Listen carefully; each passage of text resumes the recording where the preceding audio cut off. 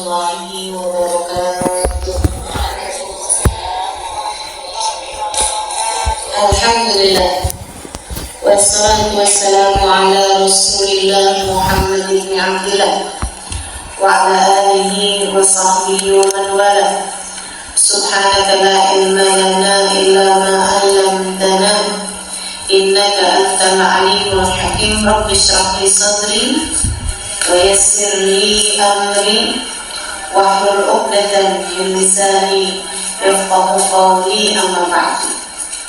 Alhamdulillah, 10 hari yang pertamanya bulan Dzulhijjah itu merupakan afdal ashrul ayyam, sebaik-baik 10 hari dalam sepanjang tahun. Jadi 10 hari terbaik dalam sepanjang tahun itu ada 3, teman-teman sekalian. Yang pertama yaitu tanggal 1 sampai tanggal 10 dari bulan Muharram, bulan depan. Di sana terdapat tanggal 9-nya namanya hari Tasu'a, tanggal 10-nya namanya hari Asyura. Yang keduanya yaitu bulan ke-9, bulan suci Ramadan. Bulan Muharram itu bulan pertama, sementara bulan Ramadan bulan ke-9. Muharram, Safar, Rabiul Awwal, Rabiul Tsani, Jumadil Awwal, Jumadil Tsani, Rajab, Sya'ban, Ramadan, bulan ke-9. Di sana terdapat 10 hari yang afdal, yaitu tanggal 21 sampai dengan tanggal 30 atau 29 dari bulan Ramadan.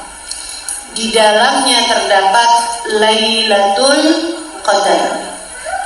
Dan yang ketiga yaitu 10 hari yang pertama dari bulan Dzulhijjah. Para ulama berselisih pendapat tentang mana di antara ketiga 10 ini yang terbaik. Apakah 10 pertama Muharram, apakah 10 terakhir Ramadan, dan apakah 10 pertama dari bulan Dzulhijjah. Kebanyakan di antara mereka berpendapat bahwa yang paling afdal di antara ketiganya adalah 10 hari pertama dari bulan Dzulhijjah. Di 10 hari inilah turun firman Allah Subhanahu wa taala, wa layalil 'ashr. Jangan pangkuan gini deh, ya. Salah satu dari pekerjaan-pekerjaan yang disukai sama setan, kita berpaku tangan, terus tasbih juga nih, gini nih. Kita kalau tasbih begini, kalau ada orang mendoakan baik sama kita, doanya mental. Jangan tasbihkan gini ya.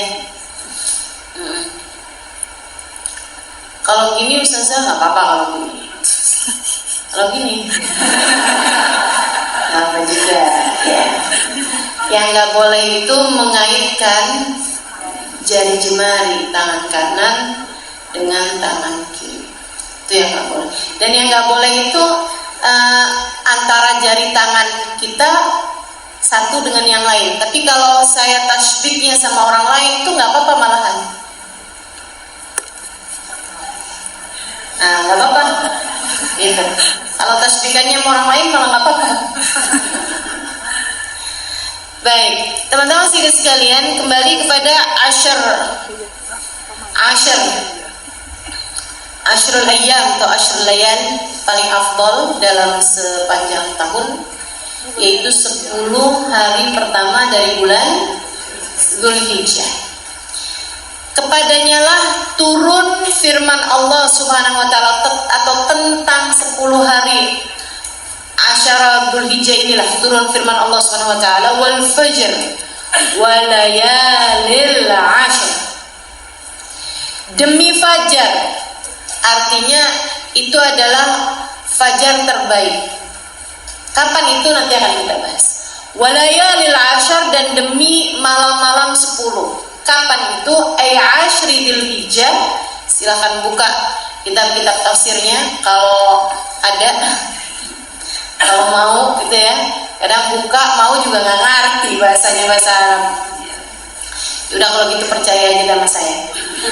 Walayalil ashr ay ashri dzulhijjah, dan demi malam-malam yang 10, yang dimaksud di sini adalah ashr dzulhijjah, 10 malam pertama dari bulan Dzulhijjah. Kenapa disebut sama Allah sebagai sumpah? Karena itu adalah yang terbaik. Allah tidak akan menyebut sebagai sumpah sesuatu apapun kecuali yang terbaik di kelasnya. Ketika Allah bersumpah atas nama kota, Allah bersumpahnya atas nama kota Mekah. Kata Allah Subhanahu wa taala, la uqsimu bihadzal balad. Aku sungguh-sungguh bersumpah atas nama kota Mekah. Dari sini kita tahu bahwa afdhalul biqa', tempat terbaik di atas muka bumi ini adalah kota Mekah. Adalah kota Mekah, bukan Jakarta, maaf. Apalagi Kuningan. Jadi kota Mekah adalah kota yang terbaik. Itu sebabnya Allah bersumpah dengan nama kota tersebut. Para ulama tapi mengatakan bahwa tunggu dulu nih, kota Mekah jadi kota yang terbaik, alasannya apa? Wa anta hillun bihadzal balad, karena engkau wahai Nabi Muhammad bertempat tinggal di sana. Para ulama mengatakan kalau itu sebabnya, artinya kota paling mulia di sisi Allah adalah Mekah dan Madinah, karena di kedua tempat itulah Nabi Muhammad SAW bertempat tinggal. Ketika nabinya ada di Mekah, Mekah jadi kota paling mulia. Ketika nabinya ada di Madinah, Madinah jadi tempat yang paling mulia. Sudah Nabi Muhammadnya wafat, kedua tempat itu menjadi tempat paling mulia. Kota Mekah sebagai tempat lahirnya Nabi Muhammad dan tinggalnya di sana serta mendapatkan wahyu pertama kali di sana. Sementara Madinah adalah jadi tempat hijrahnya Nabi Muhammad, kemudian tempat wafatnya baginda kita Nabi besar Muhammad sallallahu alaihi wasallam. Itu sebabnya guru kami Sayyidil Habib Umar mengatakan, ittafaq jami'ul ulama bi anna afdhalul biqa' 'alal itlaq ar-raudhah asy-syarifah. Seluruh ulama sepakat dari zaman sahabat sampai di zaman sekarang ini. Artinya kalau ada orang berpendapat nggak sama, bukan ulama. Sebab ulama ini udah sepakat semua. Dari zaman sahabat sampai zaman sekarang ini, seluruh ulama sepakat bahwa tempat paling afdal di sisi Allah Subhanahu wa taala adalah Ar-Raudhatus Syarifah, adalah maqam Nabi Muhammad sallallahu alaihi wasallam yang ada di Masjid Nabawi. Makamnya Nabi Muhammad yang ada di Masjid Nabawi, tempat bersemayamnya tubuh Nabi Muhammad alaihi wassalam di Masjid Nabawi sana, di Raudhah Syarifah sana, itu bahkan lebih afdol hatta alal arsy wal kursi, mengalahkan arsy dan kursinya Allah Subhanahu wa taala, mengalahkan Firdausul A'la. Makanya Bu, yang punya uang berangkat pergi ke Madinah, berangkat pergi ke Mekah, jangan jalan-jalan ke Singapura lagi, jangan jalan-jalannya ke Australia, New Zealand, jangan jalan-jalannya ke tempat-tempat yang kamu kehilangan untuk bisa berada di tempat paling indah di atas muka bumi ini, yaitu Ar-Raudhah Asy-Syarifah, makamnya Nabi Muhammad sallallahu alaihi wasallam. Saya emang gak ada uangnya Ustazah, nabung. Lagi pula teman-teman sekalian, urusan Mekah Madinah nih urusannya juga bukan hanya uang, tapi urusannya adalah panggilan. Kalau udah dipanggil sama Allah, kalau udah dijemput sama Rasulullah, orang bisa bilang apa? Yang lain bisa bilang apa? Makanya minta sama Allah Subhanahu wa taala. Selain daripada usaha, nggak apa-apa kamu nabung setiap hari 5.000 perak misalnya gitu ya. Waduh, kapan kelarnya nih Ustazah nih? Nabungnya 5.000 perak doang tiap hari. Oh, nggak apa-apa. Allah tuh seringkali melihat usaha. Allah seringkali melihat usaha, memandangnya usaha dan memberikan hasilnya. Jangan remehkan usahamu, nabung sama doa, minta sama Allah agar disampaikan ke tempat yang terbaik. Kalau minta bakal dikasih, teman-teman, bakal dikasih. Saya minta berangkat haji dari umur saya 11 tahun. Gara-garanya kayak 10 tahunan gitu, saya udah minta diberangkatkan pergi haji. Dan itu mungkin agak aneh ya buat anak-anak umur segitu. Lu pernah nggak dengar anaknya umur 10 tahun, ya Allah berangkatkanlah saya berangkat pergi haji? Nggak pernah ya Bu ya? Saya nih, gara-garanya satu hari saya mimpi naik ke atas menara. Saya SD itu ya, naik ke atas menara kemudian azan. Dari atas menara ke saya azan, Allahu Akbar, Allahu Akbar. Perempuan lah ya. Ya kalau mimpi kan nggak ada hukum ya Bu. Saya azan dari atas menara sampai selesai. Pagi-pagi saya cerita sama abah saya. Abah saya bilang, oh itu artinya kamu akan naik haji di usia muda. Karena abah saya mentakwil seperti itu, saya jadinya doa, ya Allah berangkatkanlah saya pergi haji di usia muda. Saya doa-doa aja, nggak peduli sama caranya. Saya nggak peduli bahwa saya punya saudara 6 dan saya urutan kelima. Kalau abah saya berangkatin pergi haji kan yang gede duluan. Urutan saya ini kan berarti urutan yang kelima. Saya nggak peduli itu. Saya mintanya sama Allah Subhanahu wa taala. Subhanallah, saya berangkat haji di usia 20-an tahun. Bayarnya sangat murah. Kalau saya nggak salah ingat sekitar 4 jutaan uang kita, karena berangkatnya dari Yaman.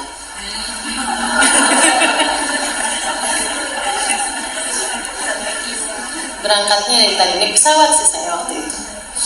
Tapi murah banget karena semua tempat-tempatnya itu tempat menginap dan lain sebagainya disiapkan oleh para murid Habib Umar, donatur Habib Umar yang ada di sana gitu. Alhamdulillah. Ya teman-teman, urusan Mekah Madinah tuh doa-doa aja. Saya bahkan yang paling cepat haji di antara seluruh saudara-saudara saya. Waktu saya haji tuh abang saya nomor 1, kakak saya nomor 2, belum ada yang haji. Saya duluan. Kenapa gitu? Saya doa, saya minta dari sejak usia kecil. Jadi doa Bu, gak usah ribut-ribut mikirin cara. Ya Allah berangkatin saya pergi haji, tapi bayar kontrakan juga susah. Tapi listrik aja nunggak. Itu gak usah mikirin kamu. Urusan berangkat mah doa-doa aja gitu. Minnad du'a wa 'alaikal ijabah. Ya Allah, dari kami urusannya adalah meminta, darimulah ijabahnya ya Allah. Allah tuh Bu kalau mau ijabah sesuai dengan waktunya. Waktunya Allah sesuai dengan caranya Allah. Gimananya, kapannya, itu sesuai dengan apa yang Allah Subhanahu wa taala inginkan. Dan yang dari Allah tuh selalu lebih indah, selalu paling tepat. Karenanya Mekah Madinah adalah tempat terbaik di atas muka bumi ini. Minta sama Allah agar kakimu disampaikan untuk berada di tempat-tempat tersebut insyaallah. Karat berulang-ulang insyaallah. Fi kulli sana. Insyaallah mudah-mudahan bisa nyampe ke sana setiap tahun. Amin ya rabbal alamin. Amin ya rabbal alamin. Nah ini teman-teman sekalian, Allah bersumpah selalu dengan hal-hal yang terbaik di kelasnya. Jadi ketika Allah bersumpah dengan kota yang disebut adalah kota Mekah, karena kota terbaik adalah kota Mekah. Ketika Allah bersumpah dengan nama gunung, kita tahu bahwa gunung yang dijadikan sumpahnya Allah adalah gunung terbaik. Wa turi sinin kata Allah, dan gunung Sinai. Gunung Sinai adalah gunung yang termulia di sisi Allah Subhanahu wa taala. Haitsu kallamallahu fihi Musa, gunung di mana Allah Subhanahu wa taala berbincang-bincang dengan Nabi Musa alaihissalam. Allah bersumpah dengan nama buah. Kata Allah Subhanahu wa taala, "Wattini wazaitun." Demi buah tin dan demi buah zaitun. Itu artinya buah paling mulia di sisi Allah. Dan silakan lakukan penyelidikan, pasti dua buah tersebut adalah dua buah yang paling banyak kemanfaatannya bagi umat manusia. Bukan, wah kenapa ya Allah sumpahnya pakai tin dan zaitun, mungkin yang ada di Arab itu kali. Kalau ayatnya turun di Indonesia, wadurian, warambutan. Enggak, teman-teman, enggak. Memang dua buah itu adalah dua buah yang paling afdal. Tin dan zaitun. Dua buah yang paling banyak manfaatnya. Nah, Allah Subhanahu wa taala bersumpah, wal fajr, kata Allah, demi fajar, walayalil ashr, dan demi malam-malam 10, ay ashri dzulhijjah, 10 malam pertama dari bulan Dzulhijjah. Artinya 10 malam pertama dari bulan Dzulhijjah ini merupakan hari-hari terbaik, malam-malam terbaik sepanjang tahun. Gimana perasaan? Biasa-biasa aja masih? Enggak dong. Kita tahu bahwa itu adalah malam-malam paling mulia di sisi Allah. Kita mesti pergunakan kesempatan ini untuk cari ridhonya Allah, cari rahmatnya Allah, cari kasih sayangnya Allah, cari pemberiannya Allah, cari ijabahnya doa, cari madad dari Allah Subhanahu wa taala, cari syafaat dari Nabi Muhammad sallallahu alaihi wasallam. Betapa sangat perlunya kita sama pemberian dari Allah, sebab Allah kalau sudah memberi tidak ada sesiapa pun menghalangi. Sementara kalau Allah nggak mau ngasih, nggak ada siapapun bisa ngasih. Dan kalau saya sih kalau bicara tentang pemberian Allah, saya tidak terlampau tertarik pemberian-pemberian yang bisa diberikan oleh makhluk-makhluknya. Makanan, pakaian, uang, itu sesuatu hal yang bisa diberikan oleh makhluknya kepada sesama manusia. Tapi yang saya lebih tertarik adalah sesuatu hal yang tidak bisa diberikan oleh sesama makhluk, yang bisa memberikannya hanya Khalik kepada makhluk. Apa itu? Cahaya dalam hatimu, akhlak yang mulia, rasa cinta, bersihnya hati, lapangnya jiwa, rasa cinta kepada Nabi Muhammad, rasa cinta kepada kebaikan, hidayah, sehingga kamu tidak meninggalkan salat malam, hidayah, hingga kamu tidak meminta kecuali kepada Allah, tawakal, hingga kamu tidak bergantung kecuali kepada Allah Subhanahu wa taala, kesehatan, dokter bisa ngasih kamu obat, tapi nggak bisa ngasih kamu kesehatan. Bukan begitu? Kehusyuan dalam sholat, keikhlasan dalam ibadah, siapa yang bisa ngasih? Kamu nggak bisa datang ke apotek kemudian bilang obat hasut dong. Hati saya ini gampang iri, dengki sama orang, coba dong saya diresepin obat. Ya bisa?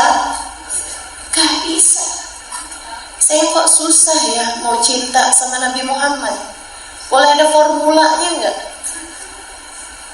Gak bisa, teman-teman. Hati saya kok gampang merasa sempit ya, tolong dong saya dioperasi kayak apa diapain biar hati saya lebih lebar. Bisa begitu? Gak bisa.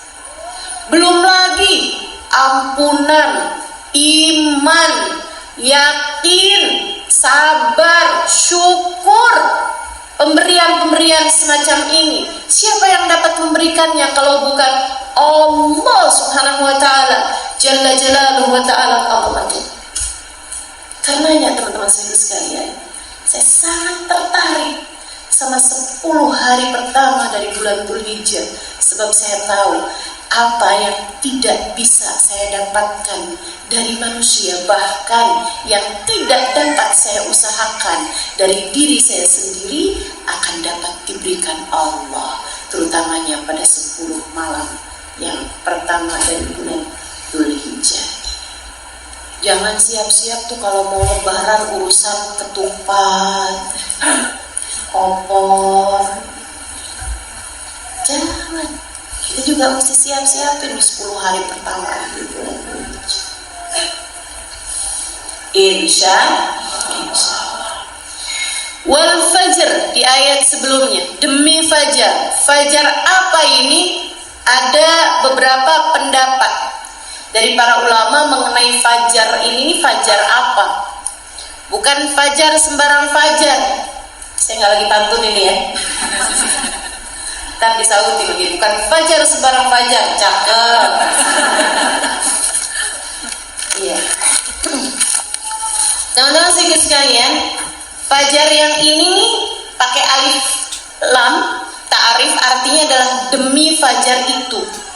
Artinya fajar itu bukan kapan-kapan fajar aja, bukan. Teman-teman sekalian, fajarnya itu bukan setiap fajar gitu berarti masuk, enggak. Fajarnya ini adalah fajar tertentu karena ada alif lamnya di situ. Namanya alif lam ta'arif. Yang belajar nahu ngerti nih. Yang nggak belajar kayak kebanyakannya udah aja. Artinya di situ tuh kalau dalam bahasa Inggris kayak the di awalan kalimat yang artinya menjadi sesuatu yang tertentu, itu aja gitu. Demi fajar yang itu. Fajar apa itu yang dimaksud?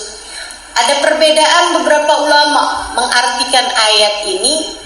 Ada yang mengatakan ay fajar wiladatin Nabi sallallahu alaihi wasallam, yaitu fajar hari kelahirannya Nabi Muhammad sallallahu alaihi wasallam, sebab bersama dengan lahirnya berarti 12 Rabiul Awal. Fajar 12 Rabiul Awal. Sebab bersama dengan lahirnya lahir pula lah segala kebaikan. Sebab bersama dengan lahirnya lahir pula lah hidayah. Sebab bersama dengan lahirnya lahir pula lah cahaya.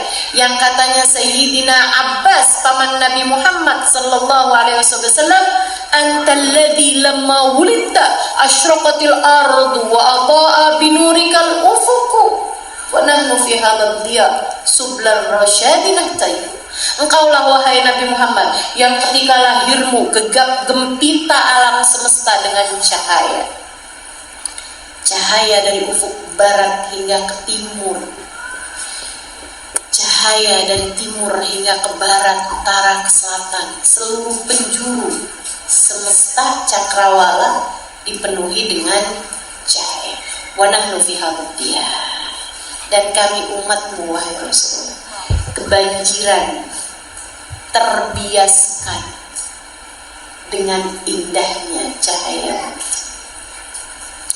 Wal fajr ay fajri wiladatin Nabi sallallahu alaihi wasallam, demi fajar yaitu fajar hari kelahirannya Nabi besar Muhammad sallallahu alaihi wa ala alihi wa sahbihi wasallam. Nabi itu lahirnya wa qubaila fajrin abrazat syamsul huda, sesaat menjelang fajar. Jadi begitu Nabi Muhammad lahir, gak lama fajarnya menyingsing. Kayak lagi jadi isyarat bahwa fajar yang ini nih, fajar yang lahir sekarang ini, fajar yang tak akan pernah tenggelam.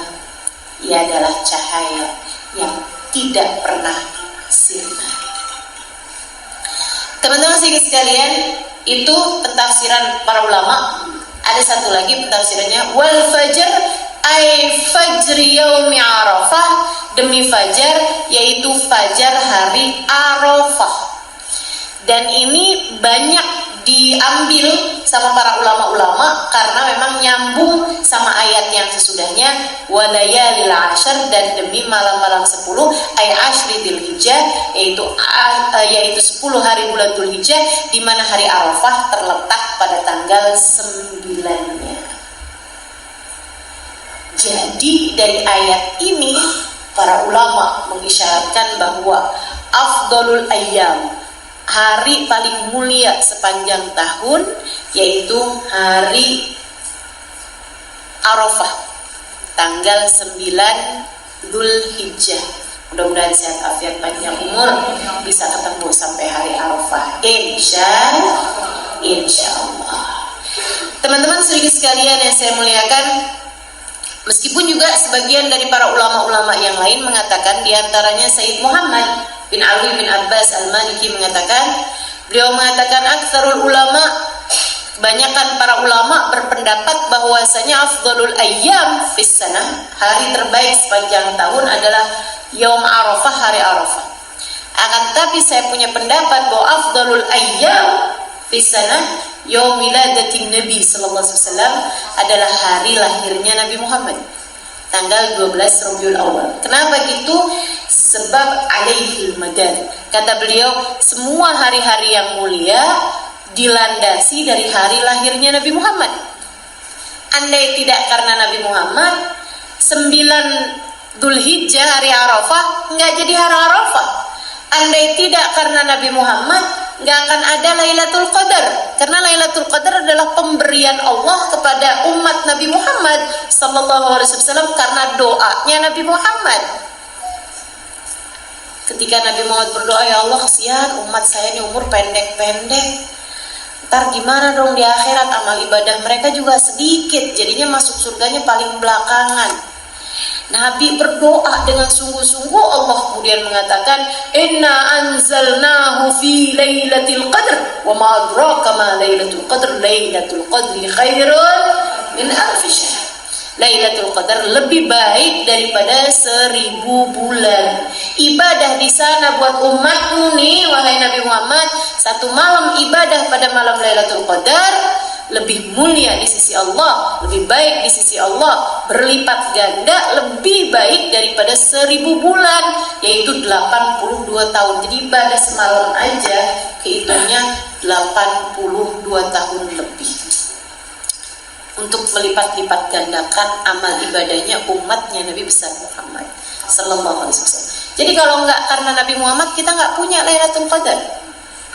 Kalau enggak karena Nabi Muhammad, kita enggak punya nih waktu-waktu yang mulia, kemuliaan yang Allah SWT berikan. Katanya beliau, karena itu saya berpendapat bahwa hari paling mulia sepanjang tahun adalah hari lahirnya Nabi besar Muhammad. Baru kemudian hari Arafah, itu pendapatnya Sayyid Muhammad bin Alwi bin Abbas Al-Maliki. Banyak pendapat yang lainnya mengatakan bahwa hari paling mulia sepanjang tahun adalah tanggal 9 Dzulhijjah, yaitu hari Arafah. Jangan sampai kemuliaannya nggak kita dapetin. Karena nih saya ceritain, ada seorang ulama, saya nggak ingat pastinya, orang soleh lah gitu ya, lagi cukuran. Dengerin nih, kelihatannya kayak nggak penting tapi penting. Kelihatannya kayak usah cerita apaan sih gitu, tapi dengerin, karena ini hikmah yang sangat besar. Ada orang cukuran, seorang ulama, dia lagi cukur, terus si tukang cukurnya bilang, Syekh, kalau menurut saya ya, saya tuh rada kurang percaya sama Allah, katanya Maha Rahman, Maha Rahim, tapi kok banyak pengemis, banyak orang gak makan, katanya Allah memberi rezeki, tapi kok banyak orang-orang yang miskin, banyak orang-orang yang menderita, katanya Allah Maha Rahman, Maha Rahim. Kenapa kok banyak orang-orang kayak gitu? Jadi menurut kamu gimana? Ya saya gak percaya lah. Gak percaya gimana? Gak percaya sama Allah? Kayak gak ada kali Tuhan tuh ya Syekh. Kalau ada Tuhan kayaknya gak bakalan orang miskin, gak ada bakalan orang kelaparan, gak ada bakalan orang susahan, derita gitu. Oh gitu? Iya Syekh. Ulama yang diam aja. Habis itu udah selesai cukuran, dia keluar ada pengemis, rambutnya gimbal, ada penggembel di jalanan rambutnya gimbal. Dia bilang, Pak ikut saya yuk Pak, ntar saya bayar Bapak. Ikut itu, kasih duit, bayar, ikut sama sini. Terus dia teriak di depan tempat cukur tadi tuh. Dia bilang, menurut saya tukang cukur nggak ada. Tukang cukurnya keluar. Apaan Syekh? Menurut saya tukang cukur tuh nggak ada. Ada kok di sini tukang cukur. Nggak, saya nggak percaya. Ya gimana sih, saya juga tadi kan udah saya cukur. Enggak, menurut saya nggak percaya, saya ada tukang cukur. Nih nyatanya ada orang kepalanya gimbal. Rambutnya gimbal, cukur alisnya nggak jenggotnya, kumisnya panjang, nggak jelas, nggak terawat, rambutnya gimbal begini nih. Dia bilang, berarti nggak ada tukang cukur nih? Ada, saya ada. Lah kok ada orang kayak begini? Kalau emang tukang cukurnya ada, mestinya nggak ada nih orang kayak begini. Tukang cukurnya bilang, ya soalnya dia nggak datang ke saya. Kata Syekh tersebut, itu dia masalahnya Pak. Kenapa ada orang susah padahal Allah ada? Kenapa ada orang kehidupannya menderita padahal dia punya Allah Zat yang Maha Penyayang? Karena mereka nggak datang kepada Allah Tuhan. Tanggal 1 sampai tanggal 10-nya banjir cahaya turun dari atas langit sana. Banjir rahmat turun dari atas langit sana. Banjir pemberian dari Allah SWT. Tapi kalau kamu gak ada perubahan, kalau kamu tidak melakukan apapun dari kebaikan, kalau kamu gak datang kepada Allah SWT, gak ada yang bisa kamu dapatkan juga. Kamu gak dapat apa-apa juga. Sama, walaupun gembel tadi ini ada di depan rumahnya tukang cukur, kalau nggak dia masuk, kalau nggak dia minta tolong, kalau dia nggak datang kepada sang tukang cukur, nggak ada artinya apa-apa. Rambutnya akan terpanjang, kumisnya, jenggotnya akan tetap tak terurus. Masalahnya ada pada iqbal, pada datangmu kepada Allah Subhanahu wa Ta'ala. Saudariku sekalian, datanglah kepada Allah. Datanglah kepada Allah. Saya baca di surat As-Saffat mengenai hari-hari Dzulhijjah ini, mengenai kejadian Nabi Allah Ibrahim menyembelih Nabi Allah Ismail. Allah awali dengan ucapannya Nabi Allah Ibrahim di ayat As-Saffat ayat 100. Nabi Ibrahim bilang sebelumnya ayat 99, katanya Nabi Allah Ibrahim, wa qala inni dhahibun ila rabbi sayahdin rabbi habli minas salihin fabasyarnahu bighulamin halim. Ayatnya diawali dengan ucapan Nabi Allah Ibrahim, waqala, dan Nabi Ibrahim berkata, inni dhahibun ila rabbi, aku adalah orang yang selalu berjalan, yang sedang berjalan menuju Allah. Aku adalah orang yang sedang datang menuju Allah. Zahid, aku adalah orang yang sedang berangkat menuju Allah. Kita perlu segera berangkat menuju Allah, menuju keridhoannya, menuju kasih sayangnya. Dan kalau bukan sekarang, saat hidupmu di atas muka bumi ini, menurutmu kapan lagi? Kalau hari-harimu cuma berisi dengan pikiran tentang pekerjaan, pikiran tentang gajian, pikiran tentang uang lagi, pikiran tentang jodoh lagi, jodoh lagi. Pikiran tentang urusan dunia. Besok pakai baju yang mana? Hari ini kepengen beli tas yang baru, besoknya kepengen beli bedak yang baru. Kapan waktunya sale di Shopee? Kalau setiap hari urusanmu adalah urusan-urusan yang seperti itu, kapan waktunya kamu mulai berangkat menuju Allah? Jangan sampai nyesel. Di saat datang waktunya kamu harus menghadap kepada Allah, ternyata kamu masih sangat jauh darinya. Kapan mau larinya? Kapan mau mulai berangkatnya?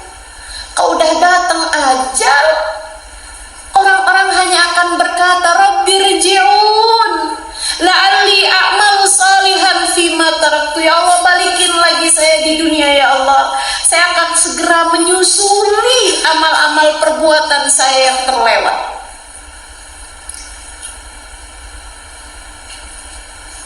Kata Allah, qala khsa'u fiha wa la tukallimun. Enyahlah kamu, jauhlah kamu dariku, jangan ajak bicara aku lagi. Sudah bukan waktunya. Kalau kamu mau ngajak bicara Allah, kalau kamu mau datang pada Allah, datanglah sebelum ajal datang menjemput. Sekarang waktunya, sekarang saatnya. Banjir pahala segera akan datang. Turun hujan cahaya dari Allah. Gak kepengen hati kamu jadi hati yang bercahaya. Dengannya kamu tahu apa yang harus kamu lakukan. Dengannya kamu ngerti rasa yang seharusnya kamu rasakan. Kita nih terkadang urusan rasa aja suka salah-salah.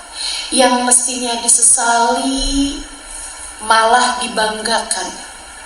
Yang semestinya dibanggakan malah disesali. Seneng banget aku habis ngedamprat suami aku.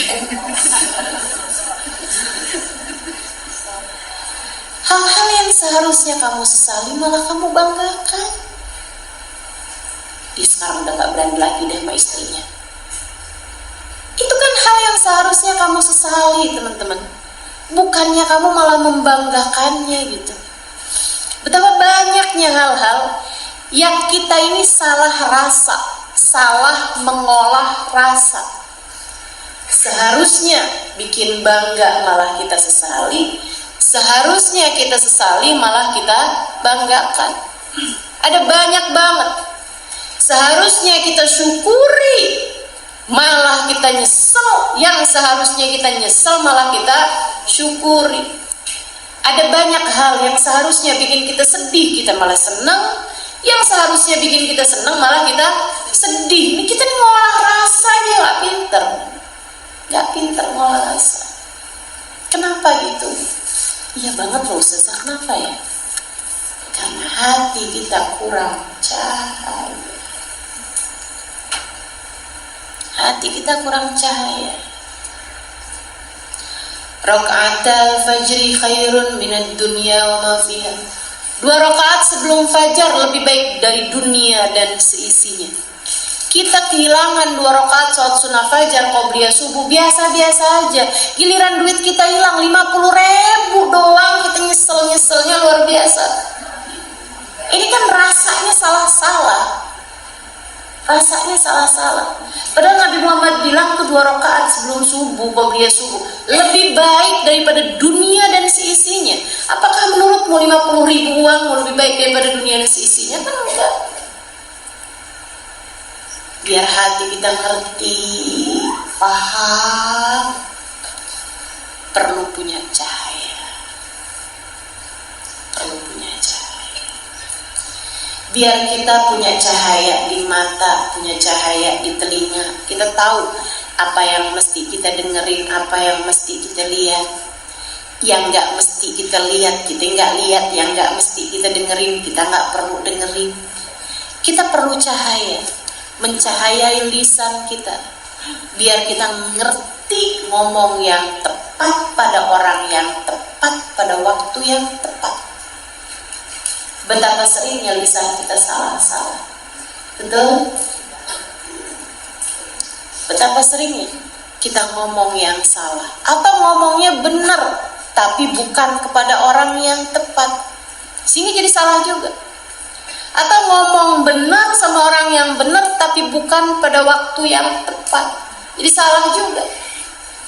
Betapa susahnya nih buat meluruskan lisan aja. Karenanya lisan kita perlu punya banyak cahaya, memandu kita untuk bisa selalu berbicara yang tepat pada waktu yang tepat dengan bahasa yang tepat. Perlu banyak cahaya. Mintanya sama siapa? Sama pemilik cahaya, Allah Subhanahu wa ta'ala. Nurus samawati wal ardh, cahayanya langit dan bumi. Ama deketin yang paling banyak dapat cahayanya Allah. Kita kan kayak gitu, kalau pengen berada di tempat terang, kita deketin orang yang punya cahaya yang paling terang, kan gitu ya. Dan orang yang punya cahaya paling terang adalah bagindamu, kekasih Allah, Nabi kita Muhammad sallallahu alaihi wasallam. Nih, 10 pertama dari bulan Dzulhijjah adalah 10 pertama yang paling mulia di sisi Allah Subhanahu wa ta'ala. Kejar, datang, bawa hati yang benar, bawa niat yang lurus untuk bisa menggapai karunia-karunia yang Allah Subhanahu wa ta'ala janjikan. Ngapain aja? Sekurangnya ada 3 hal yang bisa kita lakukan pada 10 yang pertama ini. Yang pertama, banyakin puasa. Kalau bisa puasa di tanggal 1 sampai tanggal 9 bagus. Kalau nggak bisa puasa di tanggal 1 sampai tanggal 9, puasa 3 hari. Ambil Kamis, Jumat, Sabtu. Tapi jangan tinggal puasa tanggal 9-nya, tanggal 8 dan 9-nya. Dan kalau nggak bisa puasa 3 hari, ya 8, 9 sama tanggal 1-nya misalnya ngambil tanggal 1 atau tanggal yang lain deketan berurutan juga bagus gitu ya. 7, 8, 9. Kalau nggak bisa 3 hari, 2 hari, 8, 9. Kalau nggak bisa 2 hari juga, sekurangnya jangan tinggalin tanggal 9. Tanggal 9-nya namanya hari Arafah. Itu adalah afdal siam sunnah diwalasai. Puasa sunnah terbaik sepanjang tahun. Puasa sunnah terbaik sepanjang tahun. Puasa hari Arafah sama tambah puasa hari Asyura. 2 puasa itu adalah 2 hari puasa yang bahkan diperkenankan istri berpuasa tanpa izin suaminya. Sebab puasa sunnah itu nggak boleh bagi seorang istri yang suaminya di tempat, khawatir mengurangi hak suaminya terhadap dirinya. Karena kan kalau suami kan, kalau istri puasa kan suami nggak bisa hubungan intim ya.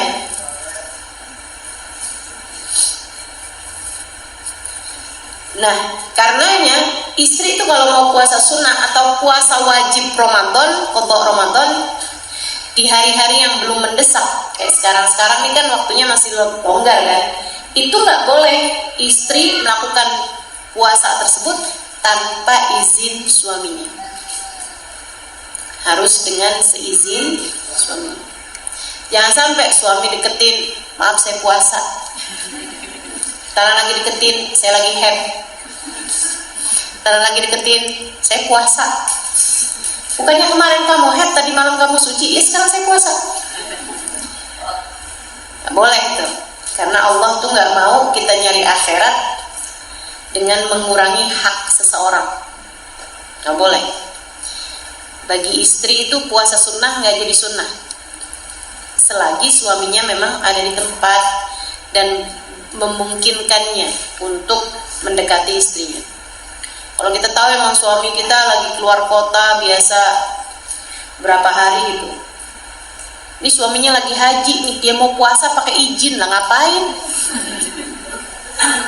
Mau pamer? Enggak ya, maksudnya izin puasa bagi seorang suami itu agar tidak mengurangi haknya suami kepada dirinya. Puasa hari Arafah itu adalah puasa yang boleh istri berpuasa tanpa izin suaminya.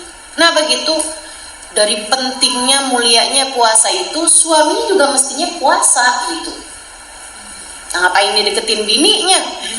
Dia juga mestinya puasa. Puasa hari Arafah ini katanya Nabi Muhammad SAW, inna shaum yawm Arafah yukaffir dzunub as-sanah wa dzunub as-sanatil ati. Sungguhnya puasa hari Arafah ngapusin dosa tahun yang sekarang. Jadi kan kita kan ada bulan Dzulhijjah ini kan bulan ke-12. Artinya dari awal tahun ini udah akhir tahun.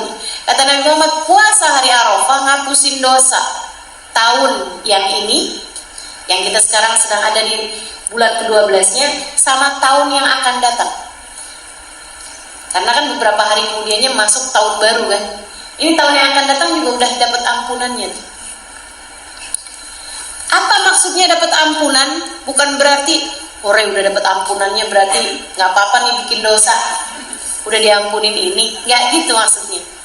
Akan tapi artinya adalah bahwa orang kalau diterima puasa hari Arafahnya akan terjaga jauh dari dosa di tahun yang akan datang. Saya kok puasa hari Arafah tapi kok saya bikin dosa gampang aja ya. Hati-hati, bisa jadi artinya bahwa puasa hari Arafahmu gak diterima sama Allah. Teman-teman sekalian, kemudian Sayyidina Ibnu Abbas juga meriwayatkan, mengatakan, kata beliau, ini hibrul ummah ya, Sayyidina Ibnu Abbas ini tintanya umat Islam. Ada banyak ilmu-ilmu ajaib yang kita dapat dari Sayyidina Ibnu Abbas. Kata beliau, kalau Nabi menjanjikan akan diampuni untuk dosa di tahun yang akan datang, artinya bisa jadi kabar gembira bahwa orang yang puasa hari Arafah umurnya masih akan panjang sampai ketemu tahun depan.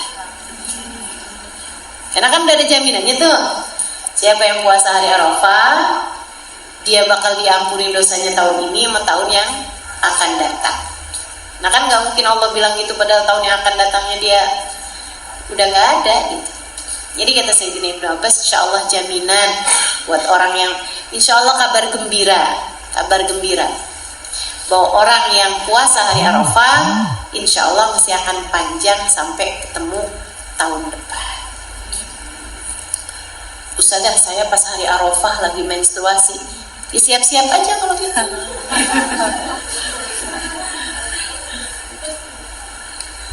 Mudah-mudahan Allah panjangkan umur kita dalam taat, dalam ibadah pada Allah Subhanahu wa taala insyaallah. Biar bisa jalanin ibadah-ibadah pada Allah Subhanahu wa taala dengan cara-cara yang paling indah. Amin ya rabbal alamin. Puasa hari Arafah. Kalau tanggalannya beda-beda, saya sampaikan nih biar nggak bikin bingung. Biar orang nggak bingung tiap tahun kayak bingung mulu, ya ilmunya biar jadi cahaya, bikin kita nggak bingung-bingung lagi insya Allah. Teman-teman sih sekalian, kalau urusan tanggal kita harus ikut sama tempat di mana kita berada. Sama halnya dengan urusan waktu pokoknya, mau tanggal mau jam. Itu urusannya harus mengikuti tempat di mana kita berada. Kayak sekarang nih, kita nih jam 11 masih masuk waktu duha, belum duhur apalagi asar. Tapi di tempat yang lain kayak kemarin di Australia, ini sekarang udah jam 2. 3 jam perbedaan lebih cepat. Di Jepang 4 jam lebih cepat, artinya udah jam 3 kalau saya nggak salah ingat ya.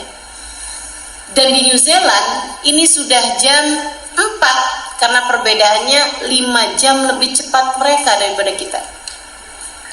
Artinya orang-orang di New Zealand sudah sholat asar sekarang. Orang-orang di Australia sudah sholat duhur sekarang. Artinya lagi, ini kalau sama orang di Mekah atau di Mesir, itu mereka 5 jam, kalau di Mekah 4 jam lebih akhir dari kita. Sekarang kita jam 11, mereka jam 7 pagi. Yang di Mesir mereka jam 5 pagi. Begitu kan? Jam 5 pagi. Baru sholat subuh, teman-teman. Di negara-negara yang lain bahkan ini sudah ada yang masih baru malam sekarang ini. Ada yang isya, ada juga yang maghrib. Sehingga sekalian saya muliakan. Dan sekarang ini kan ya, orang kalau Zoom meeting, saya sering punya kajian Zoom dengan teman-teman di luar negeri. Itu di saat saya mengisi kajian Ba'da Asar, merekanya udah pada sholat isya. Saya nggak bisa bilang sama mereka, ngapain kamu udah sholat isya? Nah sekarang baru asar. Nggak bisa begitu, sebab mereka di sana memang sudah isya, udah masuk isya gitu. Semua beribadah sesuai dengan waktunya masing-masing. Nah bicara tentang hilal, terkadang tanggal 1 masuk hilal, di kita nih bulannya masih belum nyampe, belum ada. Di saat kita masuk malam tersebut tuh bulannya belum ada. Nah tapi 4 jam kemudian bulannya udah mulai ada, dan itu udah mulai terlihat untuk negara-negara yang lebih belakang daripada kita.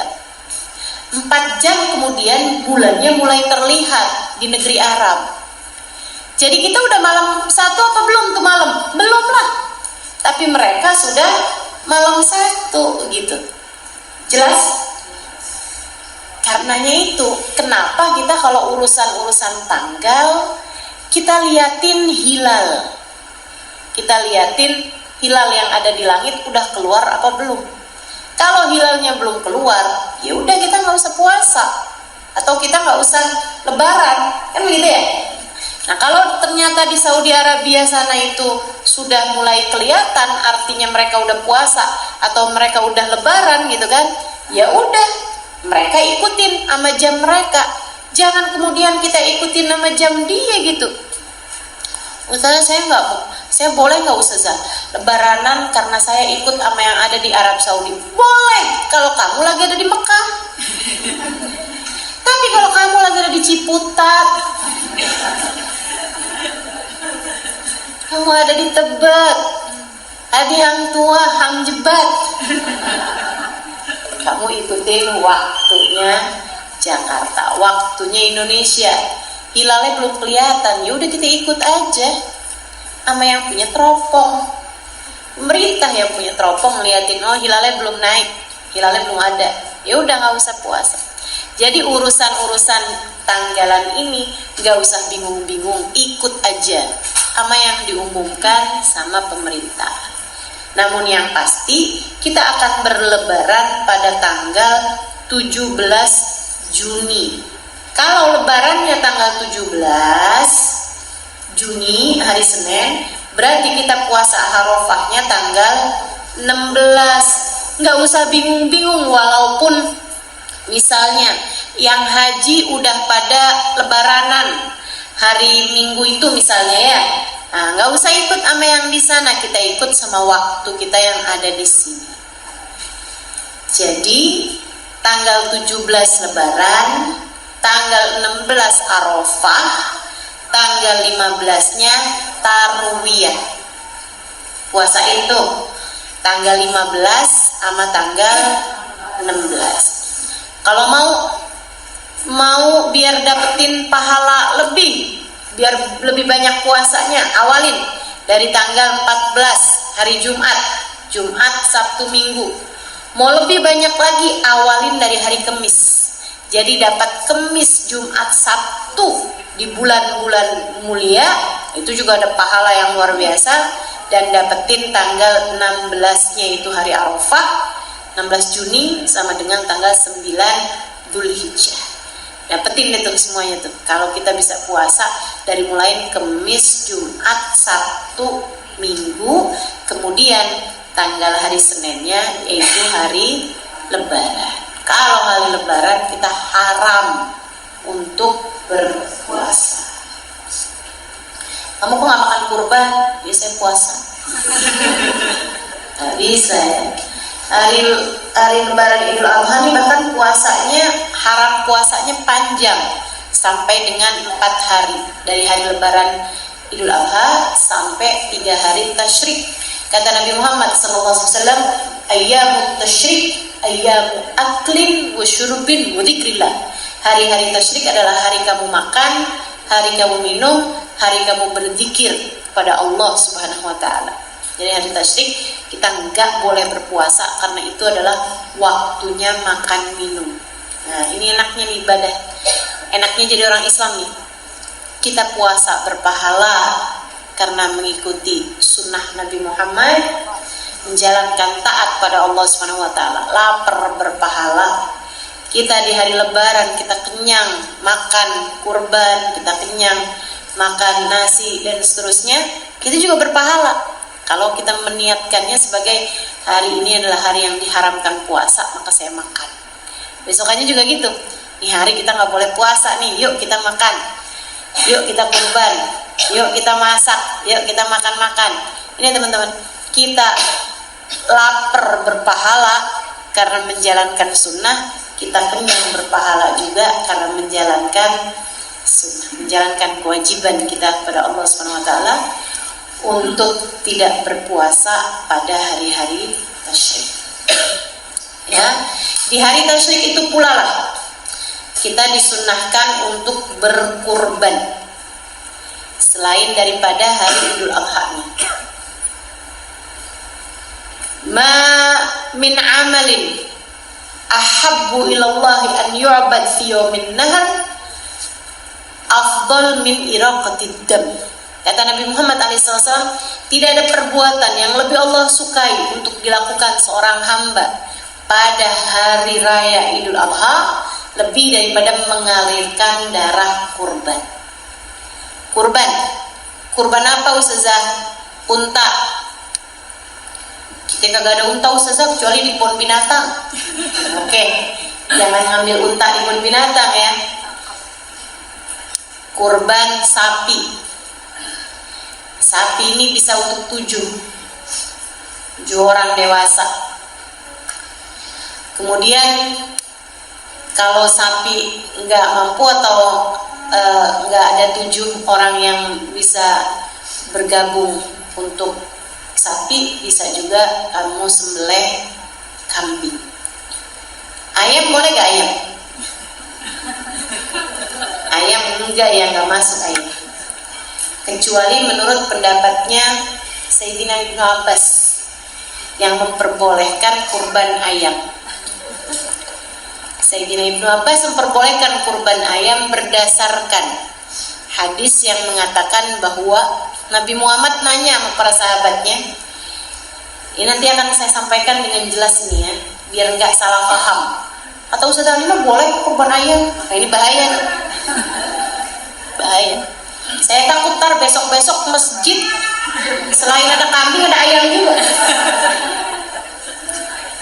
Ini kenapa nih ada ayam banyak di sini nih? Minta tolong dipotongin. Mau kurban ayam. Kata Ustaz Halimah boleh. Ini kan jadi fitnah ya gitu ya. Dengarkan dengan baik. Sayyidina Ibnu Abbas menyampaikan, boleh dirujuk di kitab I'anatul Talibin bab udhiyah. Beliau mengatakan bahwasanya diperkenankan kurban ayam. Berdasarkan dengan hadis satu waktu Nabi Muhammad SAW di hari Idul Adha bertanya kepada para sahabatnya, kamu udah kurban? Udah Rasul, unta. Kamu udah Rasul kambing. Tanya itu sahabat-sahabat itu udah pada kurban. Sampailah pada Sayyidina Bilal. Kamu Bilal udah Rasul ayam. Nabi Muhammad tersenyum. Nabi Muhammad ketawa gitu.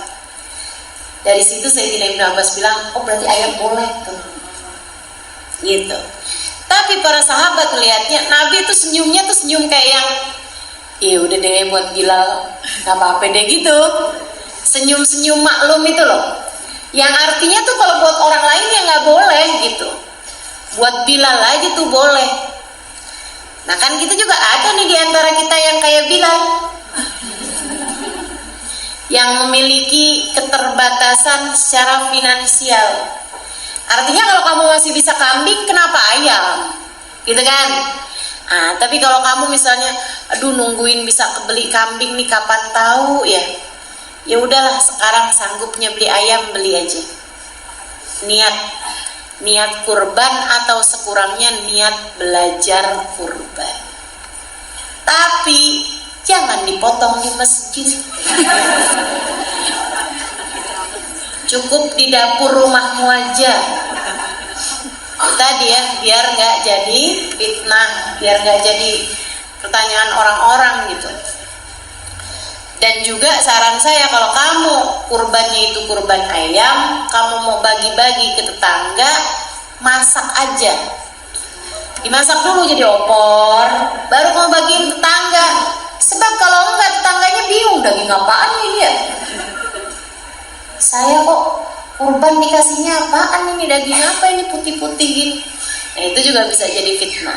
Jadinya silahkan dimasak, dibagikan dalam keadaan matang. Padahal sebenarnya kurban itu bagusnya dibagi dalam keadaan mentah. Berbeda dengan akekah. Kalau akekah itu bagusnya dibagikan dalam keadaan matang. Kalau kurban bagusnya dibagi, kurbannya yang didatangkan ke rumah orang. Kalau akekah bagusnya orangnya diundang untuk makan daging akekah. Jelas? Kalau akekah bagusnya dibagi dalam keadaan matang, dimasak agak manis agar anak tersebut tumbuh dengan akhlak yang manis, senyum yang manis, ibadah yang manis, itu ya, dengan kehidupan yang manis. Insya jangan kemanisan ntar diabetes.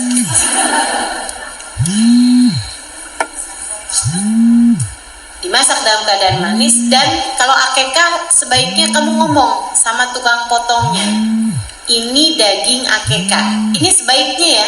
Kalau saya sampaikan sebaiknya tuh nggak wajib. Gak wajib. Jadi kalau dibalik juga nggak apa-apa. Akekah dibagi dalam keadaan mentah, nggak apa-apa, nggak apa-apa. Daging kurban dibagi dalam keadaan matang, nggak apa-apa. Karena seperti yang tadi saya sampaikan, ini adalah kesunahannya, baiknya, afdolnya, sunnahnya. Ya, kurban dibagi dalam keadaan, kurban dibagi dalam keadaan mentah, akekah dibagi dalam keadaan matang. Kurban sunnahnya didatangkan kepada rumah orang-orang, dibagi ke rumah orang-orang. Kalau akekah sunnahnya orangnya yang datang, artinya kita menjamu orang untuk makan akekah. Karenanya kan ada banyak orang tuh bikin akekahan, undang-undangin orang datang ke rumah gitu kan. Itu. Kalau kamu potong dagingnya itu adalah daging akekah, sampaikan pada tukang potongnya. Mudah-mudahan tukang potongnya ngerti. Daging akekah itu jangan dipotong di tengah-tengah, sebaiknya tidak dipotong di tengah-tengah ruas tulang. Akan tetapi dipotong di persendian-persendiannya. Dipotongnya tuh di batasan-batasannya gitu, nggak di tengah-tengah tulangnya. Paham maksud saya? Kalau daging kurban kan satu kaki itu kan dari dengkul ke bawah kan dipotong jadi banyak. Kalau kurban, ya. Tapi kalau akekah nggak gitu. Kalau akekah dibiarkan satu kaki itu, satu ruas kaki itu dibiarkan seperti itu gitu, waktu pemotongannya.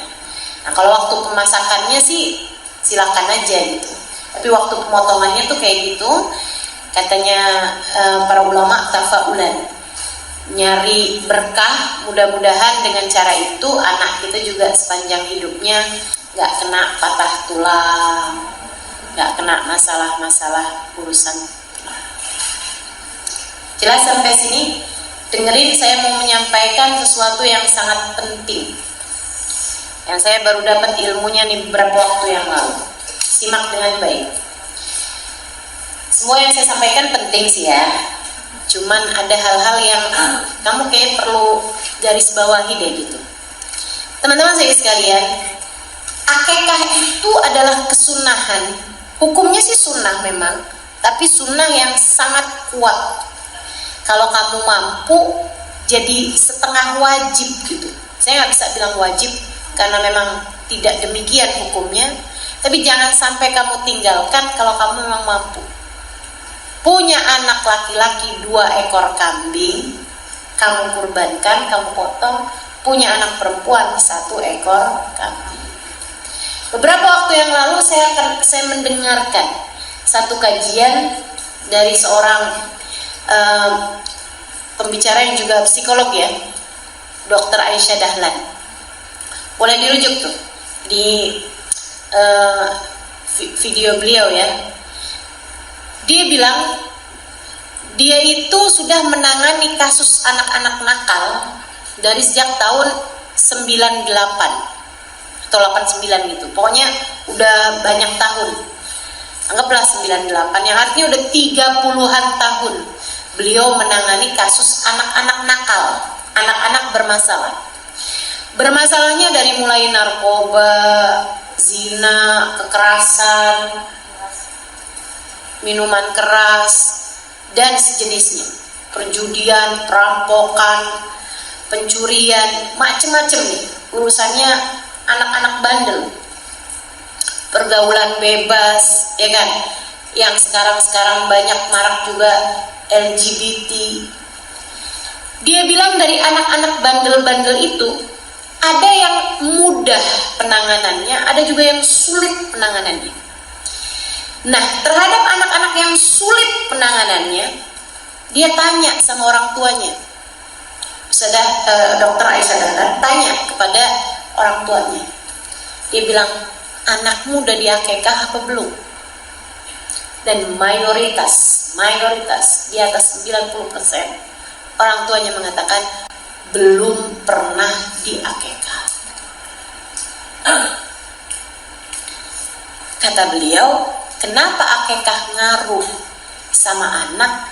Sebab setiap anak, setiap manusia tuh lahir punya naluri binatang.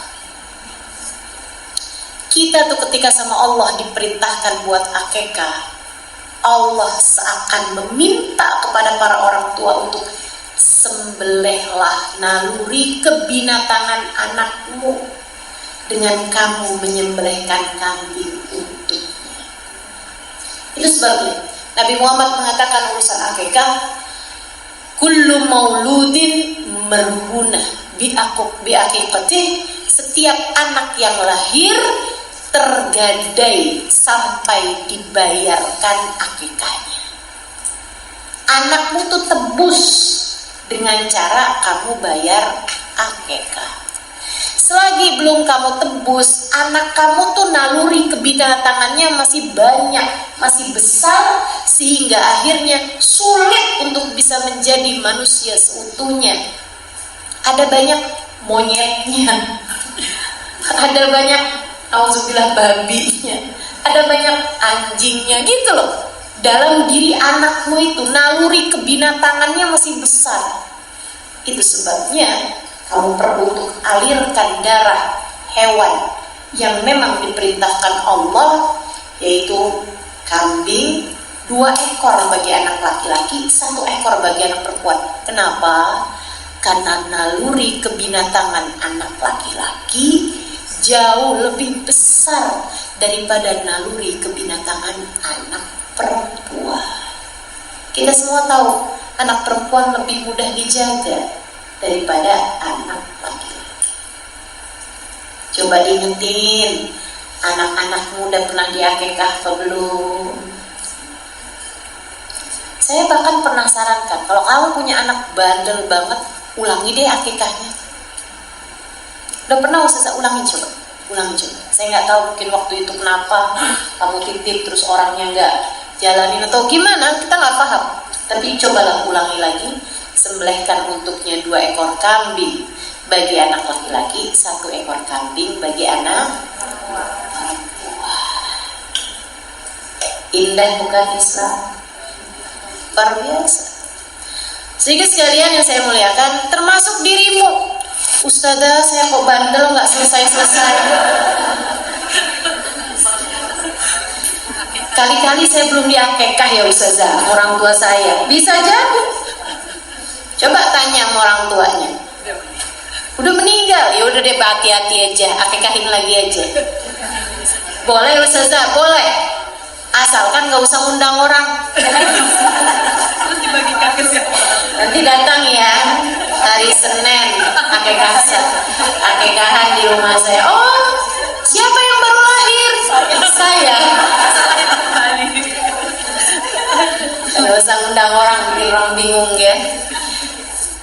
Kalau kamu belum diakekah, misalnya, atau kamu mau mengakekahkan anakmu sementara anakmu sekarang udah besar, ini waktunya nih, datang kurban sekalian aja. Kan jadi nyaru tuh kan?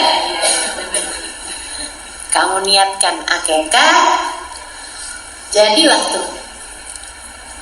Penyembelihannya kan yang penting. Penyembelihannya jatuhlah sebagai sembelihan akekah. Ya urusan dagingnya kemudian dibagikan apa segala macem, ya kita terlewat beberapa sunnah, tapi ya jauh lebih baik daripada tidak diakekahkan, yang kelewat sunnahnya aja, perkara-perkara yang sunnah. Begitu ya. Insyaallah mudah-mudahan kita bisa jalanin nih kesunahan-kesunahan yang datang di hari-hari mulia ini. Kapan waktu masuknya akekah? Masuk waktunya akekah. Oh ya akekah. Kalau akekah dari mulai awal kelahiran sampai waktu yang tidak terbatas. Ya, mau anaknya umur udah 23 tahun kalau baru sanggup akekah ya udah akekahin aja. Enggak apa-apa. Enggak ada batas waktu. Karena sallallahu alaihi wasallam aqqa nafsih. Dulu Nabi Muhammad alaihissalam mengakekahkan diri beliau sendiri.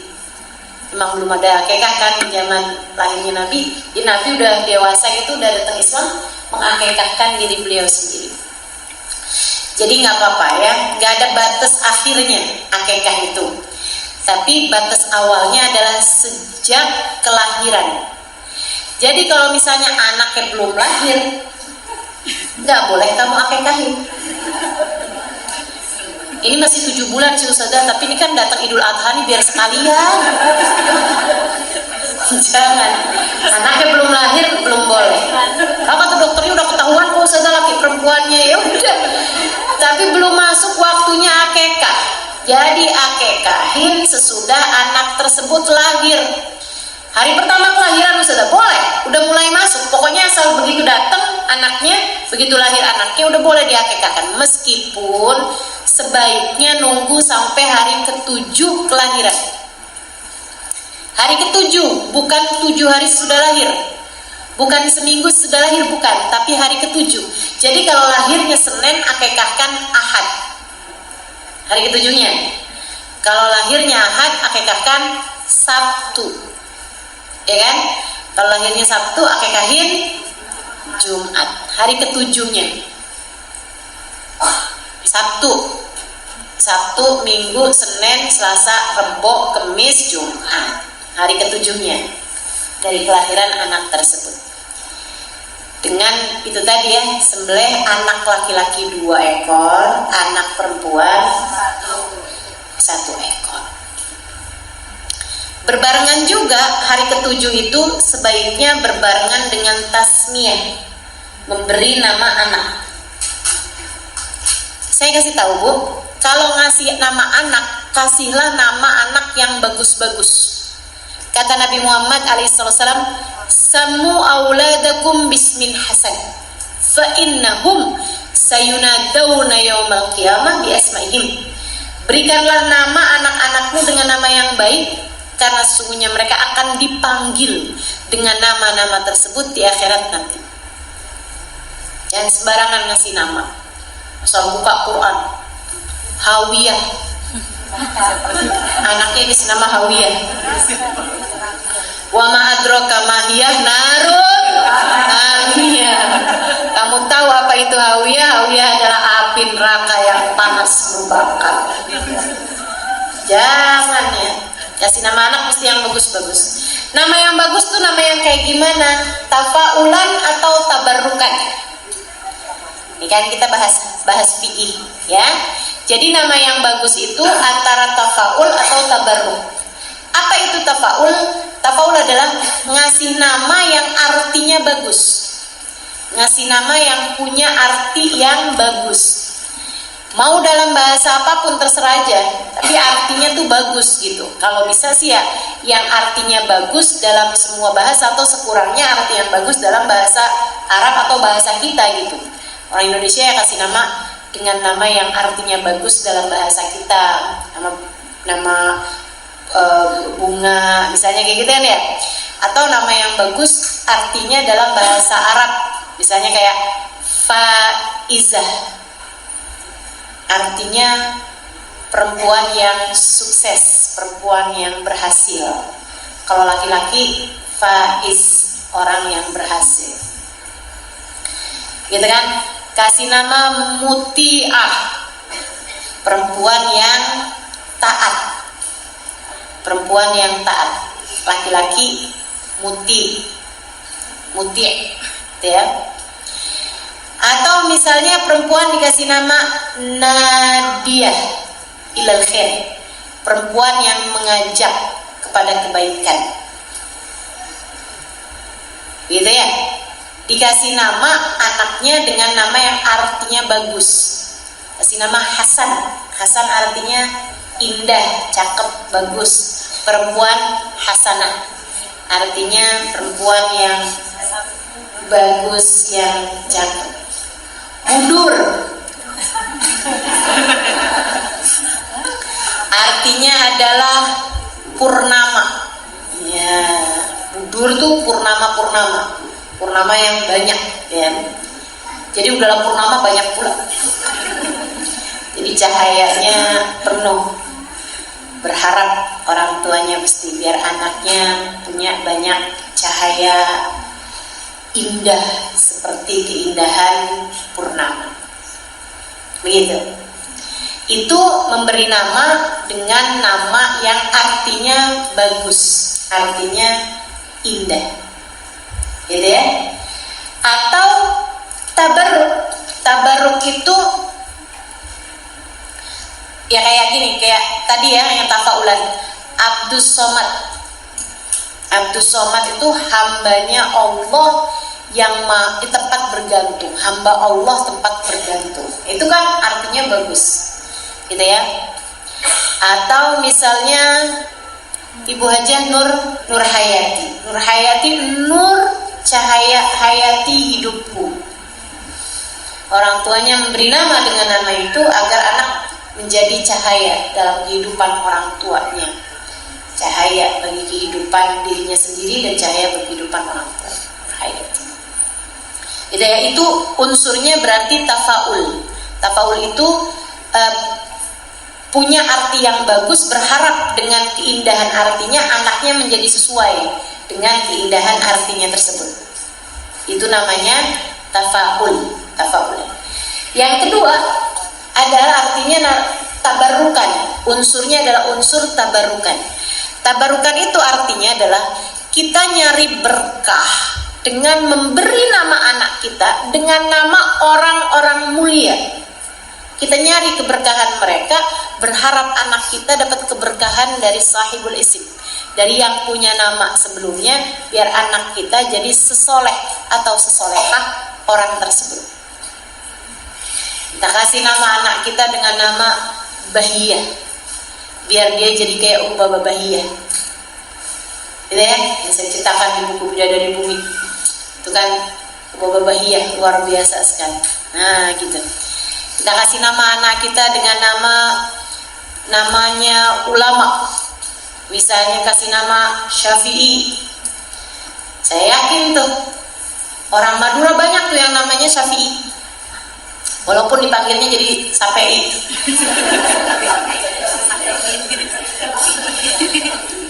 Pasti karena berharap anaknya biar bisa dapat keberkahannya Imam Syafi'i, jadi alim, jadi soleh kayak Imam Syafi'i, gitu ya.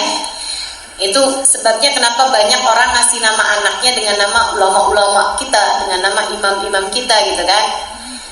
Nah, itu kayak begitu tuh, namanya Sya'roni, berharap kayak Imam Sya'roni. Namanya Sulaiman, berharap biar jadi kayak Nabi Allah Sulaiman, gitu kan. Namanya nabi-nabinya Allah, banyak yang ngasih nama anaknya dengan nama Musa, Ibrahim, Ismail, gitu kan. Soleh, ya. Kalau soleh ini berarti bisa biar kayak Nabi Soleh, bisa juga karena artinya kan memang punya arti soleh, gitu kan. Nah, kalau kita bicara seperti itu, maka alangkah sangat baiknya jika kita memberi nama anak kita dengan nama orang yang paling mulia, baginda kita Muhammad sallallahu alaihi wasallam. Kasih nama anakmu dengan nama Muhammad, atau kasih nama anakmu dengan nama Ahmad, karena keduanya adalah nama baginda kita, yang di bumi terkenalnya dengan nama Muhammad, yang di langit terkenalnya dengan nama Ahmad. Namanya di bumi Muhammad, namanya di langit Ahmad. Nah, kasih nama tuh Muhammad atau Ahmad, jangan dua-duanya. Namanya siapa nih, Ahmad Muhammad? Jangan, Ahmad aja, Muhammad aja. Itu kayak serakah banget ya kalau Muhammad gitu kan. Nah, salah satunya aja. Ustazah kalau dikasih tambahan gitu Ahmad siapa gitu boleh aja. Tapi saran saya, kalau kamu punya nama anakmu Muhammad siapa, Ahmad siapa, panggillah dengan nama Muhammadnya dan Ahmadnya. Katanya Nabi Muhammad SAW, "Sammu auladakum bismi, wala tadribu." Kasihlah nama anak-anakmu dengan namaku, dan jangan pernah pukul dia. Jangan pernah pukul dia. Kenapa gitu? Karena saat kamu kasih nama anakmu dengan nama Muhammad, tiap kali kamu panggil Muhammad, itu adalah nama yang paling Allah sukai. Allah bisa jadi menurunkan rahmat karena kamu menyebut nama kekasihnya. Kamu kasih nama anakmu Ahmad, saat kamu panggil dia Ahmad, itu adalah kayak Allah panggil kekasihnya. Bisa jadi dengan cara itu Allah turunkan rahmat padamu dan kepada anak tersebut.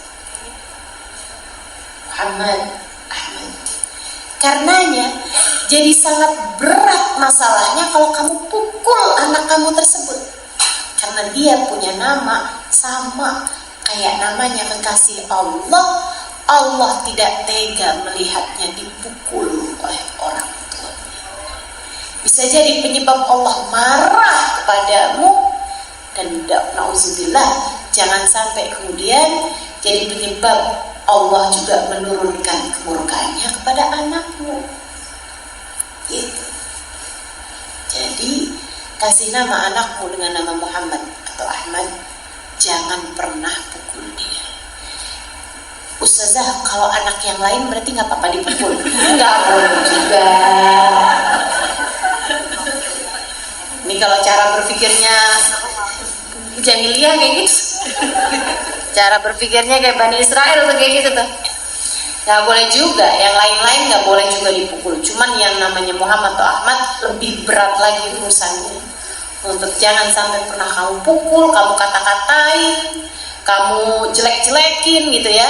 Hati-hati, kamu harus jaga adab sama seseorang yang namanya Muhammad, yaitu baginda kita Nabi besar Muhammad sallallahu alaihi wasallam. Ustazah kalau perempuan kan nggak bisa dikasih nama Muhammad, boleh nggak namanya Nur Muhammad? Cahayanya Nabi Muhammad gitu Ustazah, kayak rada aneh ya. Jangan deh, kalau perempuan ya dikasih namanya nama perempuan aja. Ustazah Muhammad, kalau perempuannya kan Muhammadah gitu. Maksa ya Muhammadiyah. Jangan kasih nama dengan nama perempuan soleha. Siapa? Sayyidah Fatimah. Kasih nama anakmu dengan nama Fatimah.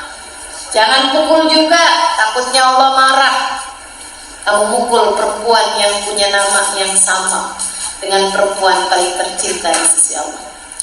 Kasih nama anakmu dengan nama Khadijah, berharap agar dia menjadi seorang perempuan mandiri, seorang perempuan yang sangat cerdas, seorang perempuan yang sabar, seorang perempuan yang menjadi tonggak berdirinya Islam di awal-awal masa keislaman. Istri baginda kita Nabi besar Muhammad sallallahu alaihi wasallam, Khadijah bintu Khuwailid. Kasih nama anakmu dengan nama Aisyah, perempuan, biar dia secerdas Sayyidah Aisyah, semenyenangkan Sayyidah Aisyah, sealim, sepinter Sayyidah Aisyah, karena Sayyidah Aisyah adalah perempuan paling alim, terutamanya dalam urusan Al-Quran. Kata para ulama yang laki-laki, faqad ra'ayna wa ma ra'ayna ahadan afqah bihalal wa haram min Aisyah. Saya udah lihat banyak para sahabat-sahabat, tidak pernah saya tahu seorang lebih memahami hukum halal haram dibandingkan dengan Sayyidah Aisyah. Sayyidah Aisyah sendiri mengatakan tentang dirinya, "Min ayat min ayatil Quran qara'tuha." Tidak ada satu ayat dari ayat Quran yang saya baca melainkan saya tahu kapan turunnya. Saya paham turunnya mengenai apa, bahkan saya paham tentang tata bahasanya. Keren Sayyidah Aisyah. Nah tuh, kasih nama kayak gitu. Jangan sok-sokan mau ngasih nama anak laki-laki dikasih nama Mikel, dikasih nama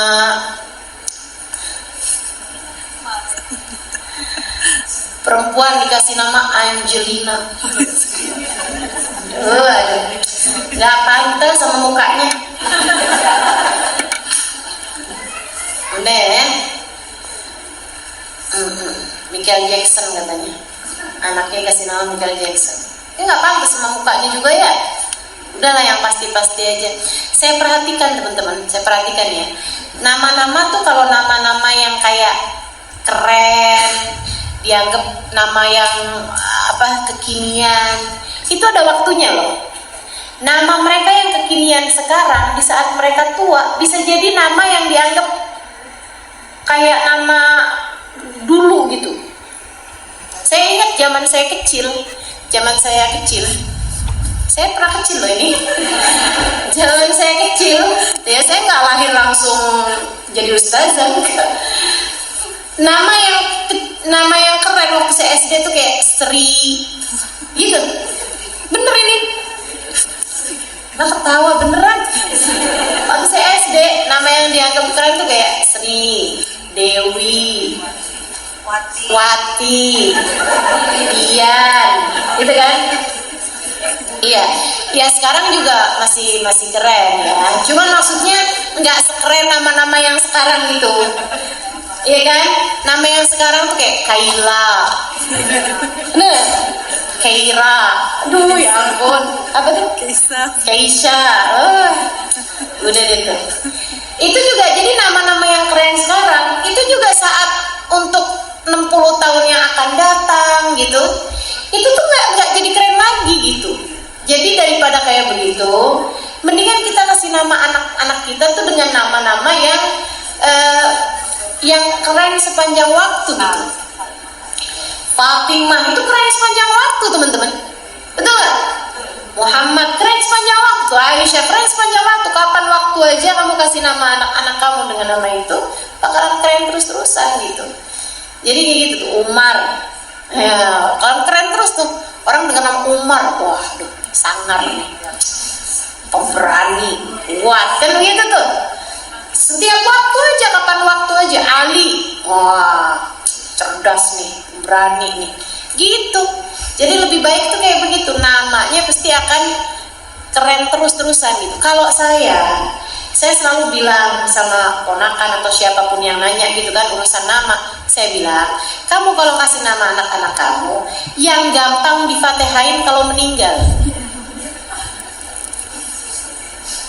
Al-Fatihah ila ruhi Halim al-Aidrus, gampang difatehain. Al-Fatihah ila ruhi Keisha Syabrina,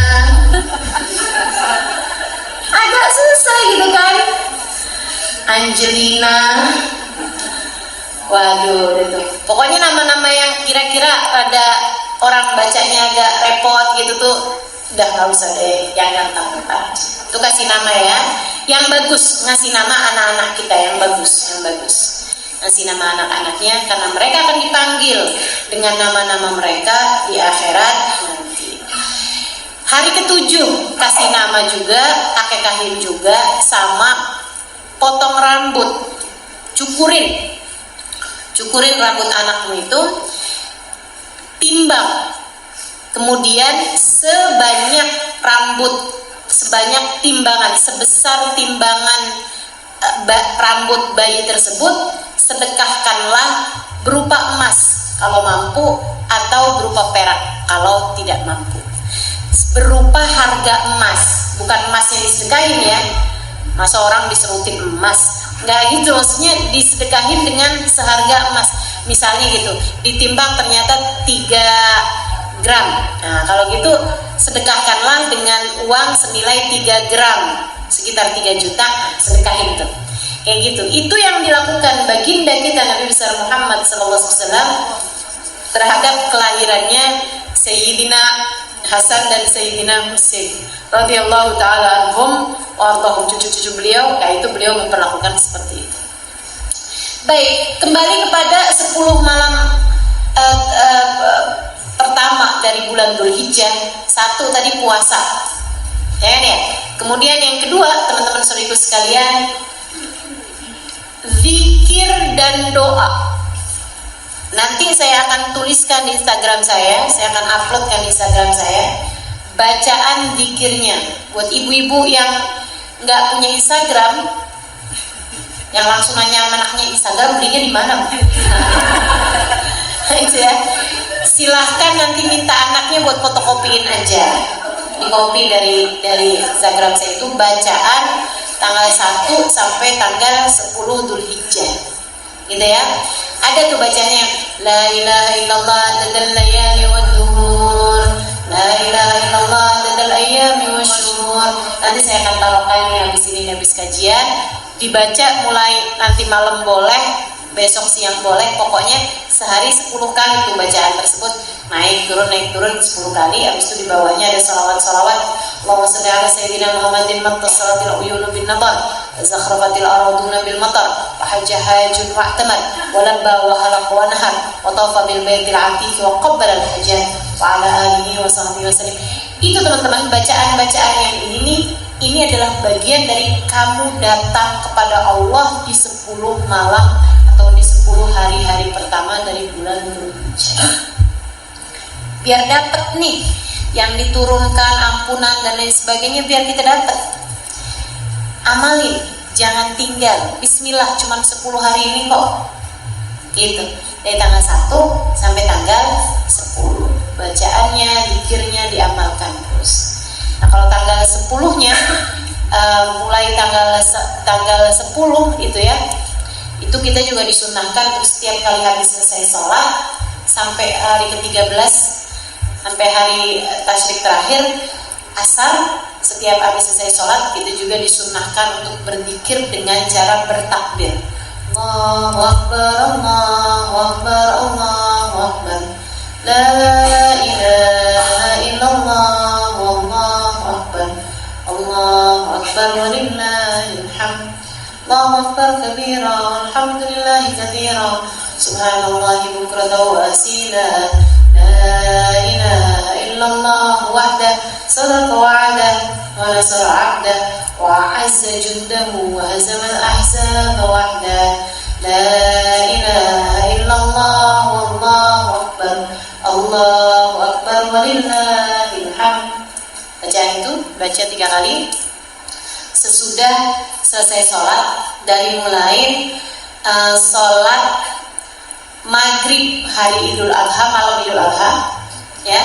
Ada juga yang mengatakan dari mulai duhur hari Arafah. Di duhur hari Arafah kamu udah mulai baca asarnya, maghrib, isya, subuh, terus sampai hari ke-3 tasyrik. Tiap habis selesai sholat fardu, sebelum baca pikiran yang lain, baru habis selesai salam, langsung baca takbir tersebut. Itu yang diperintahkan oleh Allah SWT dan dicontohkan oleh Nabi kita Muhammad sallallahu alaihi wasallam. Buat yang akan berkurban tanggal 10, dari mulai tanggal 1 sampai kurbanmu dipotong, jangan potong rambut, jangan potong kuku, ya. Jangan potong rambut, jangan potong kuku, jangan hilangkan darah, jangan donor darah, jangan apalagi itu yang pakai kayak ambil darah apa segala macam. Kalau kamu bisa hindarin, ntar aja habis kurbannya dipotong. Hanya untuk yang akan berkurban, ya. Kalau yang nggak mau kurban nggak apa-apa, terserah potong rambut, potong kuku, gitu. Kenapa gitu? Ustazah, apa hukumnya? Hukumnya juga nggak haram, ya. Hukumnya nggak haram, tapi sunnahnya untuk jangan potong rambut, jangan potong kuku, dan jangan hilangkan darah, agar ketika hewan kamu dipotong itu kamu mendapatkan ampunan yang penuh untuk seluruh anggota tubuh kamu tersebut. Karena katanya Nabi Muhammad kepada Sayyidah Fatimah, ya Fatimah ashhidi laki udhiyatik, wahai Fatimah, saksikanlah ketika hewan korbanmu dipotong, dengan rambutnya diampuni dosa rambutmu, dengan matanya diampuni dosa matamu, dengan kepalanya diampuni dosa kepalamu, dengan seluruh anggota tubuhnya diampuni dosa seluruh anggota tubuh. Memang ada hadis untuk tidak potong rambut, tidak potong kuku, dan tidak menghilangkan darah selama dari tanggal 1 sampai dengan hewan kurbanmu dipotong. Jelas insyaallah? Jelas, ya. Kemudian hal ketiga selain daripada itu tadi zikir sama doa. Oh ya, doa ini teman-teman saudara sekalian sangat baik untuk kamu panjatkan dari sejak malam 1 nih sampai nanti tanggal 10 Dzulhijjah. Itu merupakan waktu dari doa-doa mustajab. Yang paling mustajabnya adalah dari sejak duhur sampai ke maghrib hari Arafah. Semakin dekat maghrib semakin mustajab.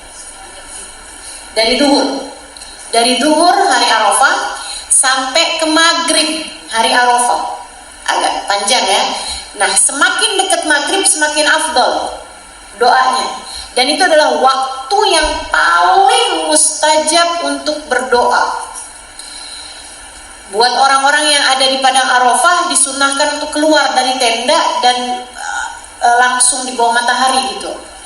Saya sih suka, walaupun saya di Jakarta atau di Indramayu gitu, ya, saya suka untuk keluar rumah juga, kita langsung matahari gitu, langsung di bawah matahari kita melangitkan doa. Dan saya bilang, ya Allah, sebagaimana Engkau mengabulkan doa orang yang ada di Arafah, kabulkan juga doa saya yang ada di sini, sebab saya juga hamba-Mu sebagaimana mereka juga hamba. Minta hajat-hajat kamu kepada Allah. Itu adalah waktu di mana doa-doamu menjadi sangat mustajab. Baik, hal terakhir yang bisa kamu lakukan selain daripada berbuat banyak-banyak kebaikan pada 10 hari pertama dari bulan Dzulhijjah ini, kayak sedekah dan lain sebagainya, itu juga berlipat-lipat ganda, teman-teman sekalian.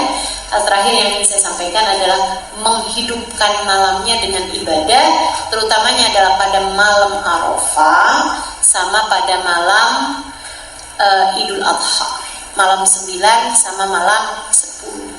Itu juga dihidupkan malamnya, terutamanya adalah malam tanggal 10. Kata Nabi Muhammad SAW, Man ahya layalil id ahyallahu qalbah yawma yamutul qulub. Siapa yang suka menghidupkan malam, bangun malam, beribadah di waktu malam, pada malam-malam Lebaran, malam-malam Idul Fitri ataupun Idul Adha, maka Allah akan menghidupkan hatinya di saat hati yang lain mati. Kapan hati mati? Habib Umar bin Hafid menerangkan, seringnya terjadi pada saat sakaratul maut. Ada banyak hati mati di saat sakaratul maut, sehingga kesulitan untuk berucap kalimat la ilaha illallah. Dan jangan sampai hati kita mati juga ya. Kita harus sering menghidupkan malam hari raya. Nah, ini hari raya Idul Adha menjelang kepada kita, hidupkan malamnya dengan banyak bertakbir, hidupkan malamnya dengan baca Al-Quran, hidupkan malamnya dengan istighfar, mohon ampun pada Allah SWT.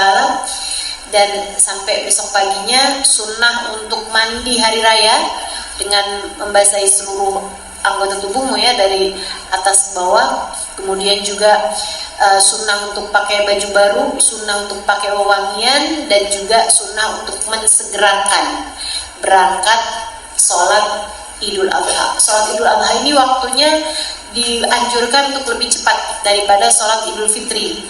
Kenapa gitu? Untuk memperawal waktunya kurban. Karena kurban baru masuk waktunya sesudah orang bubar dari sholat Idul Adha. Jadi kalau sebelum sholat Idul Adha itu subuh gitu udah dipotong, nggak jatuh kurban, belum jatuh kurban. Jatuh kurbannya itu kalau dipotongnya sesudah sholat Idul Adha. Batas akhirnya sampai dengan datang maghrib hari ketiga tasyrik. Nanti ya. Nah, itu adalah ibadah-ibadah yang bisa kita lakukan pada 10 hari pertama dari bulan Dzulhijjah. Mudah-mudahan semuanya bisa dapat apa yang Allah Subhanahu wa taala turunkan pada hari-hari dan waktu-waktu yang mulia ini, insyaallah. Tidak terhalang dari segala kebaikan-kebaikan, insyaallah. Yang sedang haji juga mudah-mudahan Allah mudahkan semuanya, insyaallah. Pulang dalam keadaan salimin, ghanimin, mahfudin, mazukin, muwaffaqin lil khairat lima yuhibbu wa yarda.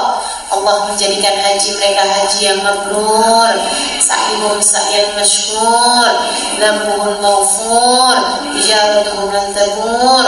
Allah Subhanahu wa taala karuniakan seindah-indah haji bagi mereka yang sedang berhaji, terutamanya dari sahabat dan kerabat kita, insyaallah. Amin ya rabbal alamin. Wassallallahu ala sayyidina Muhammadin wa ala alihi wa sahbihi wasallam.